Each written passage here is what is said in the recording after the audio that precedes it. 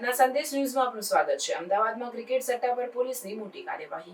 અમદાવાદ પોલીસે ગેરકાયદે ક્રિકેટ સટ્ટા સામે કાર્યવાહી તેજ કરી છે, જેના પરિણામે શહેરના વિવિધ વિસ્તારોમાં અનેક ધરપકડ કરવામાં આવી છે। તાજેતરમાં રામદેવનગર અને સેટેલાઇટ વિસ્તારમાં દરોડા પાડવામાં આવ્યા, જેમાં મોટા પાયે સટ્ટા રેકેટનો પર્દાફાશ થયો। સેટ મોનિટરિંગ સેલે સંગીન શાહ અને ઘનશ્યામ મોદીને દબોચી લીધા, જે આ ગેરકાયદે પ્રવૃત્તિ ચલાવતા હોવાનું માનવામાં આવે છે। દરોડા દરમિયાન પોલીસે 56,000 રોકડ અને મહત્વપૂર્ણ પુરાવા કબજે કર્યા, જે આ રેકેટના મોટા નેટવર્ક તરફ ઇશારો કરે છે। તપાસ દરમિયાન 1.54 કરોડના બેલેન્સવાળા 4 સટ્ટા આઈડી મળી આવ્યા, જે આ ગેરકાયદે વ્યવસાયની વ્યાપકતા દર્શાવે છે। અધિકારીઓ હવે આ એકાઉન્ટ સાથે જોડાયેલા નાણાકીય વ્યવહારોને ટ્રેસ કરી રહ્યા છે અને અન્ય સંડોવાયેલા વ્યક્તિઓની ઓળખ કરી રહ્યા છે।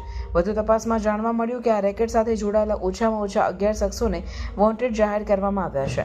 કાયદા અને વ્યવસ્થા જાળવવા માટે પોલીસ સક્રિયપણે આ આરોપીઓની શોધખોળ કરી રહી છે।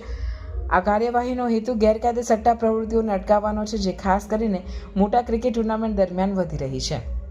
પોલીસે ખાતરી આપી છે કે આવા ગેરકાયદે પ્રવૃત્તિઓમાં સંડોવાયેલા લોકો સામે કડક પગલાં લેવામાં આવશે। ચાલુ તપાસ સાથે અધિકારીઓ સમગ્ર નેટવર્કને નષ્ટ કરવા અને ભવિષ્યમાં આવા સટ્ટા વ્યવસાયોને અટકાવવા માટે પ્રયત્નશીલ છે। પ્રાર્થના સંદેશ ન્યૂઝની તમામ લેટેસ્ટ અપડેટ્સ માટે ચેનલને હમણાં જ લાઇક, શેર અને સબસ્ક્રાઇબ કરો।